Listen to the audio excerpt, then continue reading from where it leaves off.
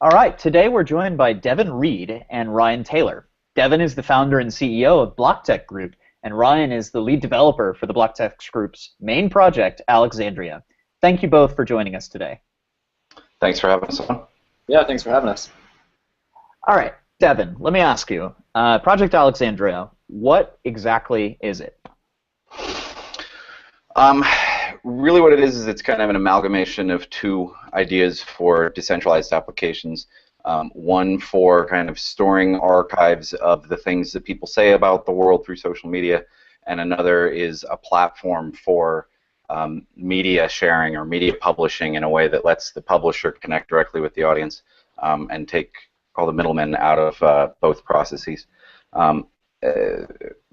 Originally it was Archive Chain and Movie Coin, and then we kind of realized that by showing the beginnings of what Archive Chain was, where it was just kind of capturing tweets about certain subjects and stuff like that, we realized that that was only getting part of the picture, and then it needed to also grab all the things that get included in tweets, like video links and websites and stuff like that. So we switched our focus to work on the media distribution mechanism. And realize that there's a great deal more excitement within that just in and of itself. So that's what we're focusing on for our first private beta in a couple of weeks, and then the public beta a few more weeks after that is just the ability for publishers to publish any kind of media they want and monetize it however they'd like between, well, at least right now, between tipping and like what we're calling a pay what you want wall, where they can say before a user gets access to the content, they have to pay something. Maybe the publisher will decide that something is zero, so they're just saying, you don't have to pay me anything, but I'd like you to consider it before you watch it. And of course, relying on cryptocurrencies to reduce that, the cost of the transaction as much as possible to allow micropayments, and distributed hash tables to share the actual content itself so that there's no servers involved in the entire process. So Ryan, you're the lead developer for the project. Can you tell us a little more about sort of how Alexandria works under the hood and how it's going to bring YouTube to its knees? Yeah, sure. First of all, I'm actually the front-end developer. So Joey Fischella is our main back-end developer right now. He's also the lead dev on FlorinCoin, which is what we're using. We're using FlorinCoin blockchain for publishing the metadata and the IPFS hashes that will basically be, it'll then build the front end and populate that whole database and allow for the streaming. So we'll have completely serverless media streaming.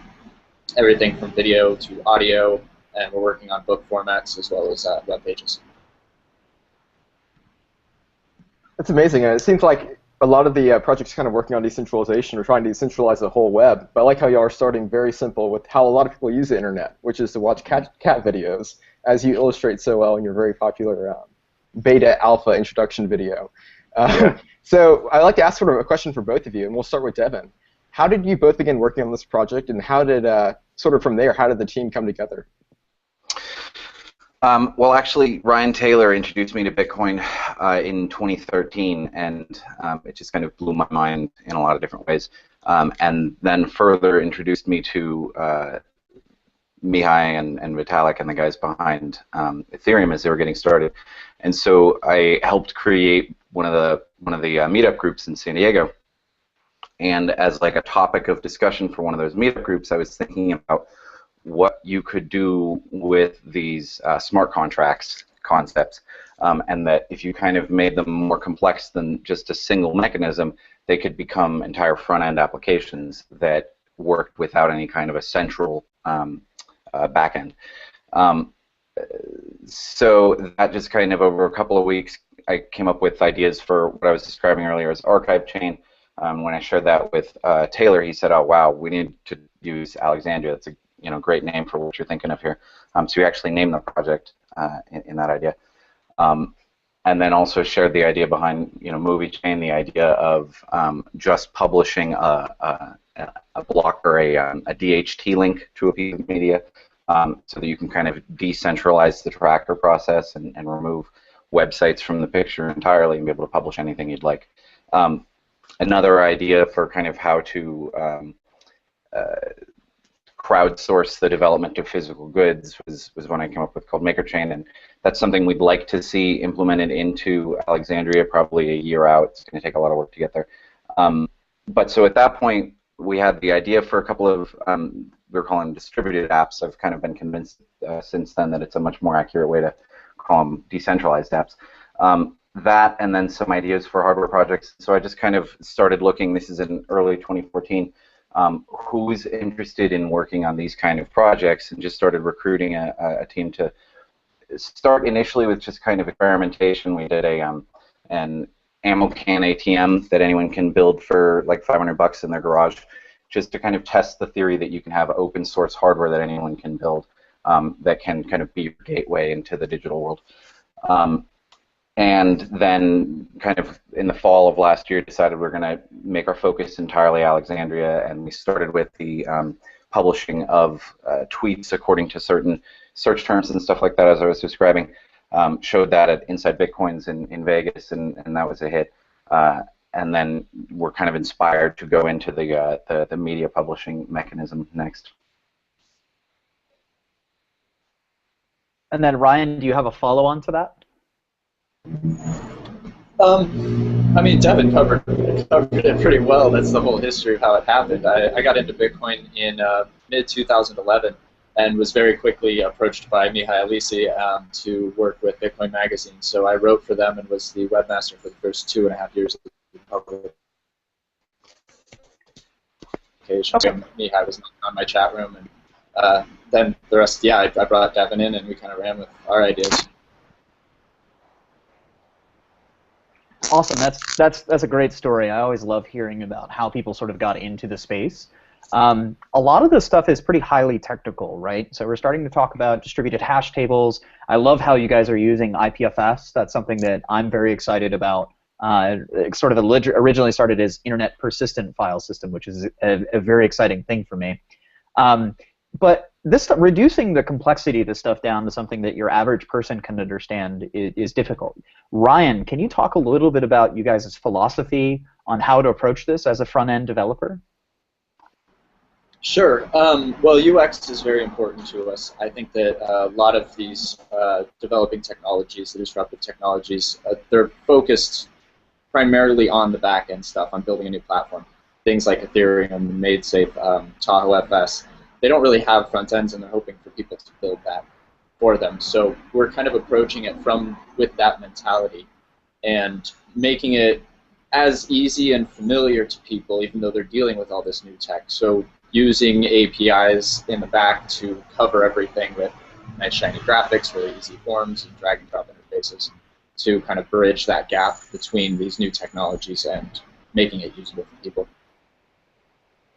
And I'll add that also includes stuff like obscuring the crypto as much as possible. You know, you denominate everything in fiat terms that people are more comfortable with, and they understand how much they're sending as a tip or how much it costs to publish and stuff like that. And they can actually see, oh wow, I've never seen the ability to send 0.04 of a penny before.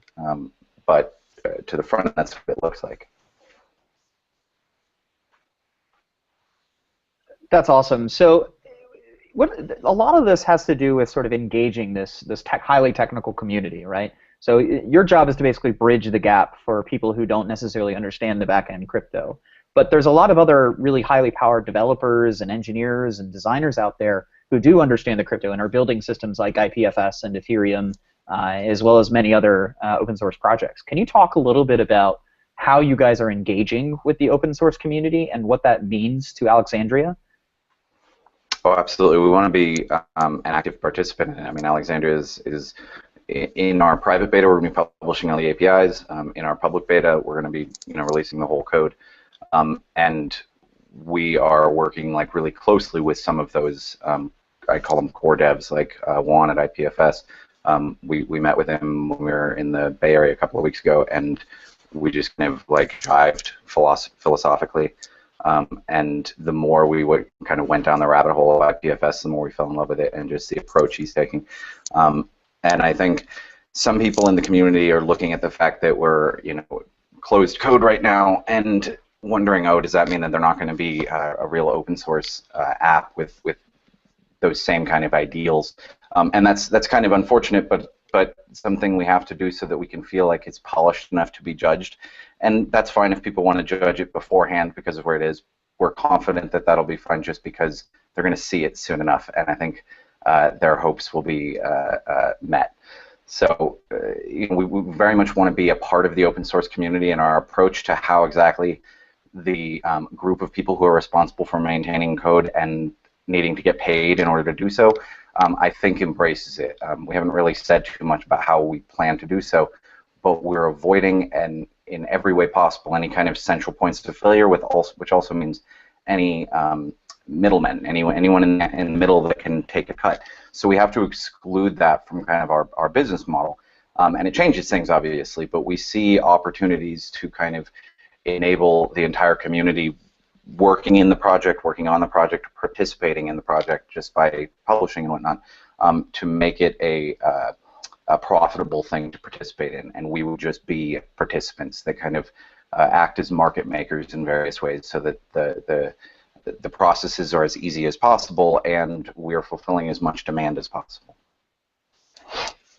And Ryan, how would you say that open source philosophy kind of inspires your design work, or kind of your approach to working on these things? Well, I think it has a lot to do with the ideologies of open source in general, which I've always held to be very close to my heart. The idea of all open information. So what we're building here is it's an information sharing device application, and we really hope that it will empower that community to not only help us build Alexandria and make it as good as it can possibly be, but also to fill it with great content that they want to be distributed in their control and be able to share it with people and allow other people to then use their content that they get out of Alexandria. So we're actually discussing ideas of creating a collaboration space where you can use certain media that has been posted as fair use, as it were, Creative Commons, and you can form chat rooms, form meetups where you can build new things, new 3D printables, new videos, new podcasts and things, and then publish it and share it and continue to grow that community. So that sounds really interesting. I'm sort of imagining that this is very tightly related to censorship, right? Like this idea that as you should be able to freely publish information without fear of it being restricted or limited.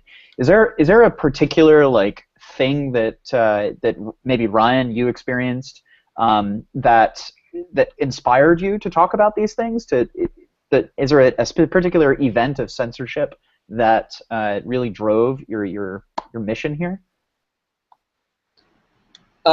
Yeah, I mean, my peer-to-peer communication tech background goes back to when I was a kid and I was running a BBS. So I would have people calling in via dial-up modem to my computer, and we would be communicating that way. So when the greater internet comes around, BBS has all died out. And then to answer your question with one word, it's Napster. I got booted off Napster a couple of times, and I'm sure that a lot of other people did, and it just seemed ridiculous to me that here we had this information sharing available, and it was just getting attacked and shut down in every possible way. Of course, since then, with 9/11 and all of the surveillance and censorship that's gone on, it's just lit my fire even more.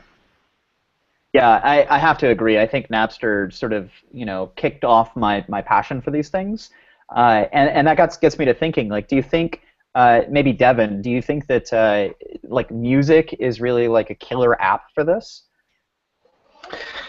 Down the road, it will be, we hope. An audience or a publisher will ever really go to where an audience is. So we imagine that the first audience is going to be the crypto community, the P2P community, etc. So it's going to be interesting to people who are trying to create content like podcasts and YouTube videos and stuff like that to speak to that audience, or kind of independent media folk who often do have to deal with having their videos deleted from YouTube, etc. That will be kind of that first base, just because right now they don't have a very effective way to monetize the work that they're doing at all. Like, relying on ads is terrible. It's a bad experience for the end user, enough so that AdBlock is one of the most successful pieces of software on the internet. And as a result, it's very, very hard to monetize it, and it's getting harder and harder over time.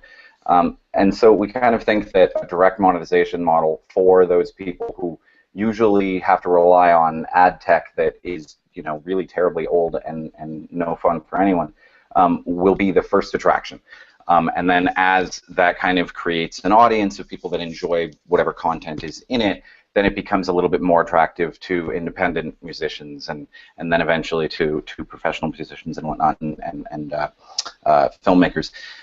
But getting there, I think, requires that we make sure that the platform is not designed to just abuse copyright infringing materials in the meanwhile, so that those industries don't see it as in the kind of negative way that they see a lot of P2P technologies. Because I think there are steps that we could take so that the platform really encourages publishing whatever you've got. And not publishing things that you don't own, because it's anyone that still thinks that crypto is anonymous is kind of fooling themselves, and it's entirely possible for studios or record labels to follow the same footprints that they would need to with normal infringing material to come after you. And in this way, you've now published something permanently that doesn't belong to you, and you're trying to monetize it. That's probably a few more laws. So we can discourage people from doing so. I'm quite certain that there will be a blockchain-based Pirate Bay. It's not what we're attempting to do, but it will be done just because this is, an open source world and the idea is out there. But we think that it's a better mechanism right now to just try to take all the people that are having a hard time monetizing the hard work that they're putting forth so far and that so many people enjoy, and start with there and try to work our way up to kind of the content that might be harder to break through to. Devon, do you see this as being kind of a project that a company like SoundCloud might be interested in using the technology for? Is this something which eventually that'll be a long-term plan to kind of integrate with those? Yeah, ideally we want to. I mean, it's a complex kind of matter of licensing in that we want this to be as open source of a license as possible, but in some ways that restricts the use of our APIs from being used by commercial entities, and we don't necessarily want to do so. We want to find some way to be able to bridge that. We're still figuring it out. It's not necessarily the priority right now, but ideally we do want to be able to just have very simple to reach APIs that an app could reach just by talking to locally running kind of back-end databases like a blockchain or a remote one if someone so chose, that just simplified the announcing of a publisher, the publishing, how much someone wants to get paid, all the descriptive info, into very simple to use APIs, so that there can be a variety of different front ends that all input into the same library, so that it can just grow as large as possible and be as decentralized as possible. And also kind of so that it can solve the problem of if you buy a song in one store, you're stuck in that store because that's where you bought the song, and if it's just a single file shared between all these different front ends and authorized by all these different front ends by the original publisher, it can kind of solve those issues and make it a lot easier to kind of move to whatever is a better platform without losing all your content.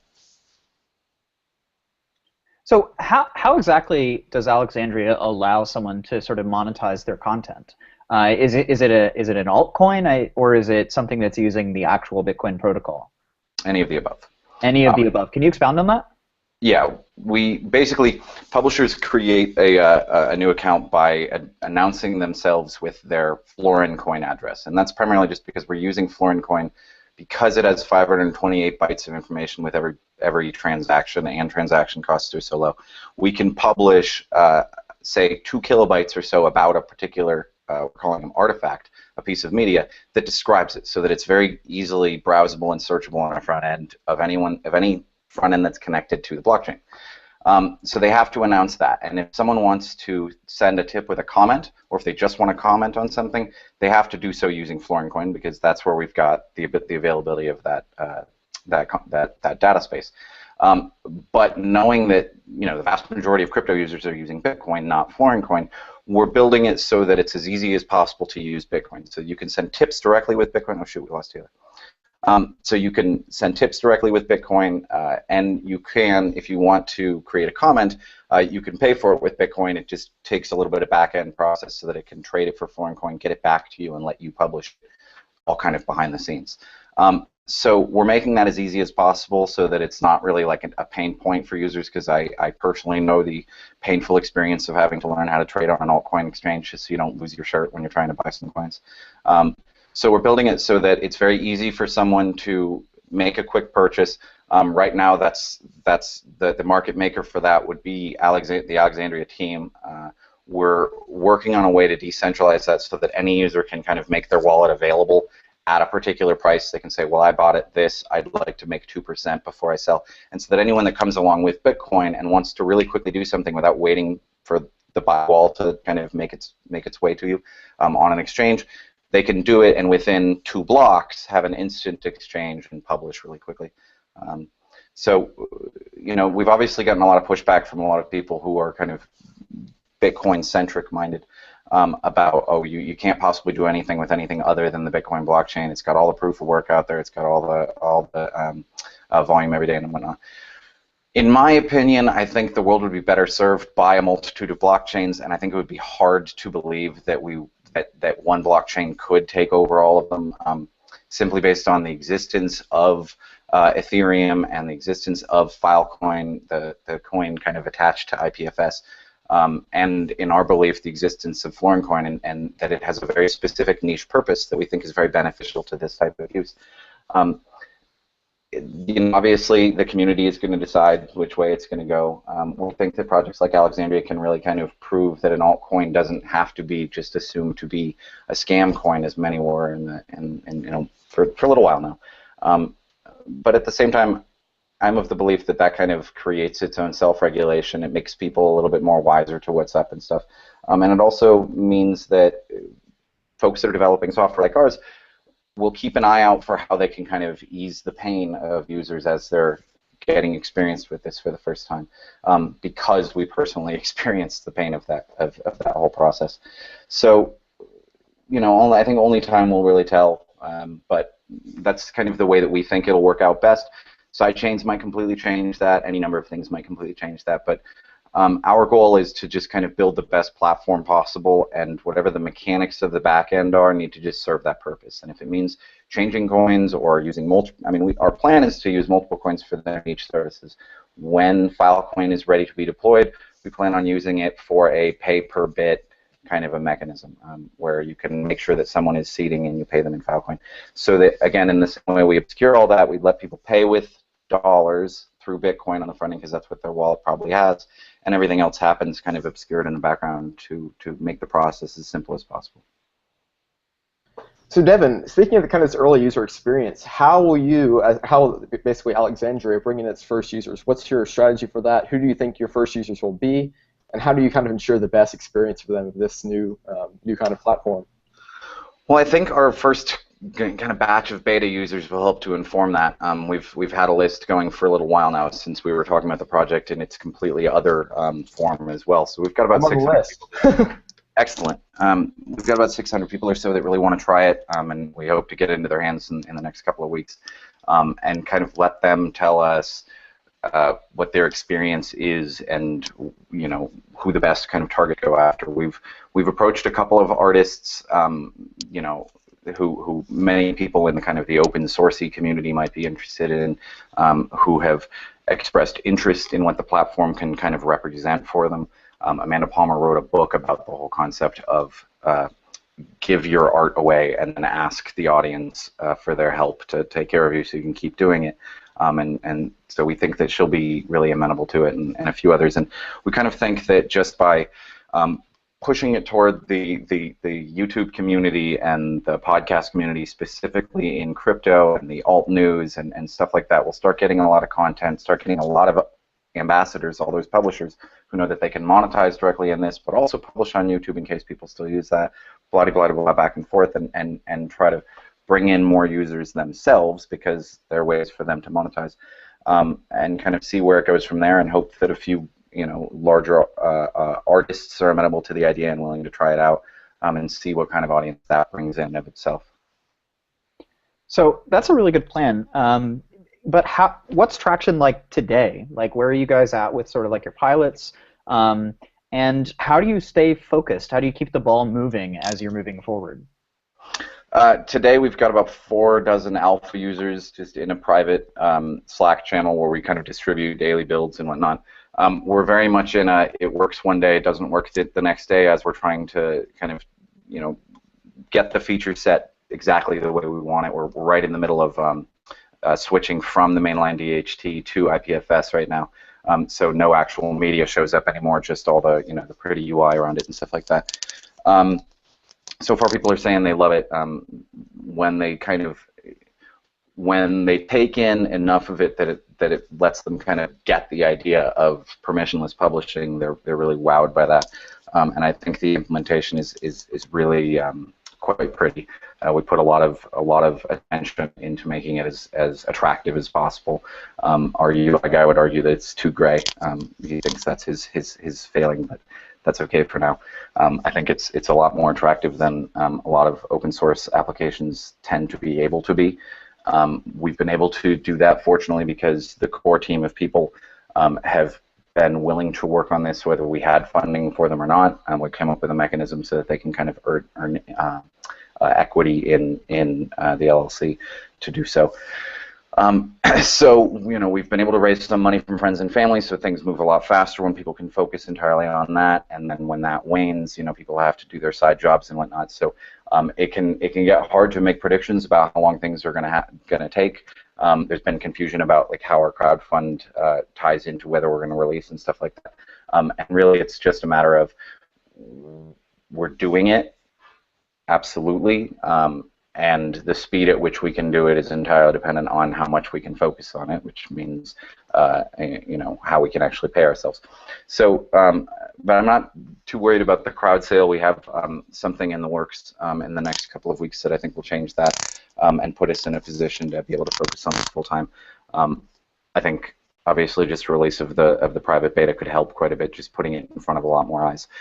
But so I'm not really worried about it. It's it's been up and down throughout the year, but it's been motivating the entire time. Every time we get to a new stage of, oh my God, this works, that's just been fantastic. And whenever someone new has kind of discovered it and opened their eyes to kind of what you can do with all this technology, that's been really reassuring and fantastic. It's really cool to hear. I know our listeners are very excited to kind of try this out, and we definitely encourage them to go sign up for the private beta. Yes, please. But so one fun question for you as we kind of wrap up here. Obviously, Alexandria is all about content. Music's a big part of that. What kind of music do you listen to while you're working on these projects? Your team? Yeah. Well, Ryan's got a really fantastic record player. We were just listening to Postal Service and Bradley and Friends, a kind of living room recorded Bradley Noel album. We have pretty mixed musical tastes, from hip hop to Daft Punk to all kinds of Bob Dylan and everything else. So I couldn't really say that there's anything we don't like. Which is great, because I constantly go through my Spotify library and like tag artists, email this guy in a year, email this guy in a year. Yeah, you guys, so I've got a side project, just to sort of tell you about a little bit, called soundtrack.io. It's sort of like a collaborative jukebox. You guys, I found it very useful when working with groups of people who have differing tastes, because you can sort of vote on what plays next. So soundtrack.io, you should check that out. It'd be useful. I will. I will. I love that. So, all right. So we're coming to a close here. Just sort of last question. What can we expect next? And where can we sort of like keep an eye out for what is coming from Blocktech and Project Alexandria? I don't even know if it's live yet, but we will have a blog on blocktech.com. So we do want to kind of keep people up to date. We've got a forum that we're building as well, just to kind of keep as many people in the loop about what's going on as possible. It's been hard to devote any time toward it. We've been so focused on just kind of getting it out the door.